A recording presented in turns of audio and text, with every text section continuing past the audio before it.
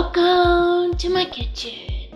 Today on Busy Baking, we are going to do another spring recipe. It's a yummy spring recipe. It doesn't have to be a spring recipe, and it can be in any kind of recipe, and I will explain to you why. We are gonna make what I call garbage bars. You may not know anything about garbage bars, but I'm about to teach you about garbage bars.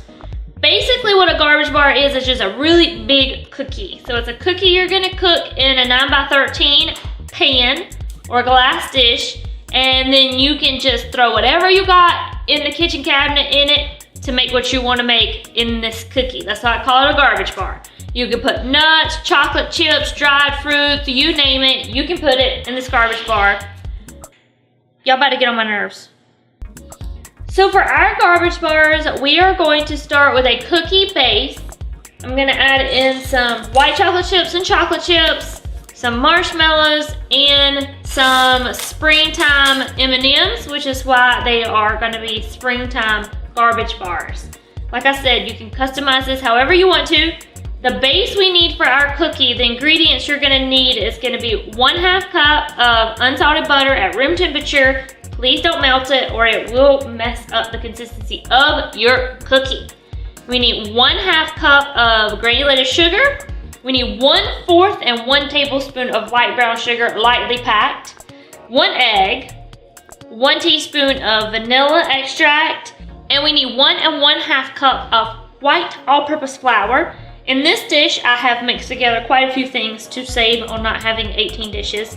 We have 1/2 teaspoonful of baking soda, 1 teaspoon of baking powder, 1/4 teaspoon of salt, and then 1/2 teaspoon of cornstarch. And that's all mixed in right here. We're about to mix it in with the flour anyway, so don't worry about it. So that's our base cookie. For inside the cookie, I've got my white chocolate chips and my chocolate chips, and then the marshmallows and the spring colored M&ms are gonna go on top. So I'm gonna set those to the side. Let's get started on our garbage bar, y'all. For this, you really do need a hand mixer or a stand mixer. I would normally make this in my stand mixer, but since we ain't over there and we over here, we're gonna use a hand mixer because my stand mixer's over yonder. Oh no, poor R2D2. His head came off. Okay, he's good. So I'm just going to put my room temperature butter, and I'm going to cream it together with my granulated sugar.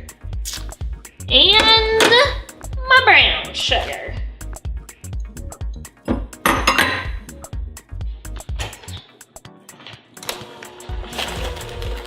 So I'm gonna cream them together with my mixer.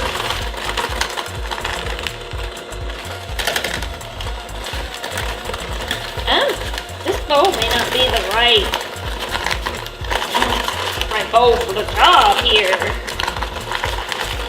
Oh yeah, no, it's kicking stuff out. Let us get another bowl, y'all, cause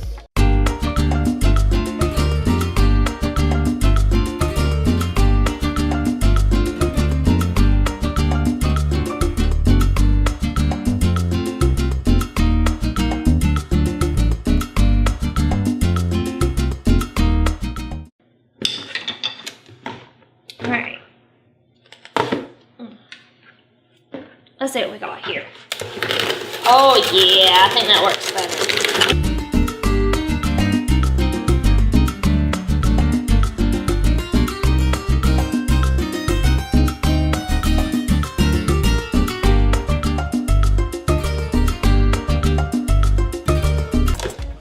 All right, y'all, after you, I'm itchy.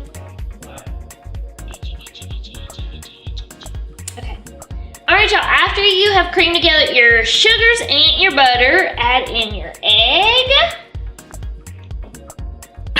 and your vanilla extract. And you're gonna mix those together until they are well combined. So don't mix it too much, but do make sure you mix it together and get them combined.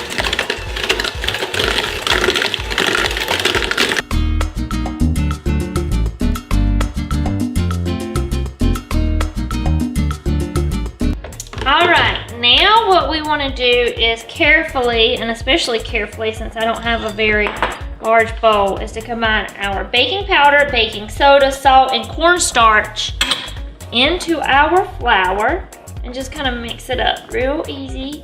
I got my little teensy whisk and I'm doing just a little teensy whisking just to get it all combined in there.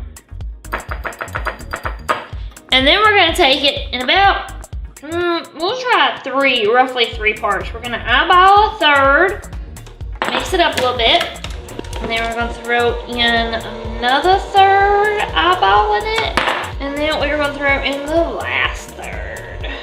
We're done with the mixer. Take my wooden spoon, see if we can get everything else mixed up in this dough good. I've already greased my glass 9x13 pan. Feel free to use a metal pan, a non-stick pan. Just make sure you grease it good. And that you may have to adjust your temps if you have darker or non-stick baking ware. So I got mine at 350, the oven on 350. I'm gonna use my hands to knead in and incorporate the rest of this dough together. And then I'm going to dump in my chocolate chips. I'm gonna save a few. I didn't save a few, but I'm going to save a few to just dump on top. With the other stuff, I'm just gonna like work and knead in these chocolate chips into the dough. You can start with a wooden spoon. It's just easier for me to knead the dough by hand to mix all these chocolate chips in. And white chocolate chips. All right, now I'm just gonna press this dough down into my 9x13 pan.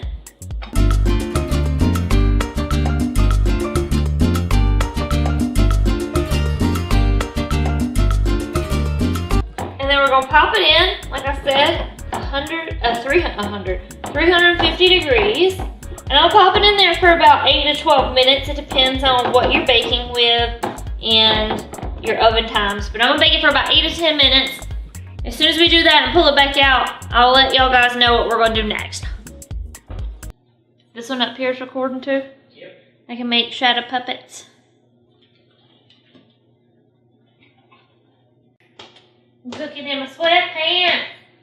Woo woo woo. Cooking in my sweatpants. Woo woo woo. Woo woo woo. Hey Abby, I heard a joke the other day from a cute little girl. Want to hear it?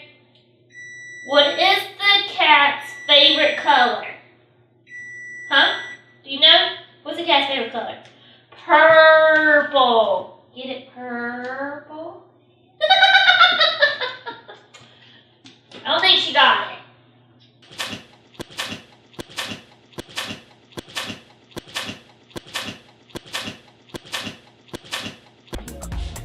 Alright y'all, after you cook it about 10 to, let's see, I think I did mine like maybe 12 minutes.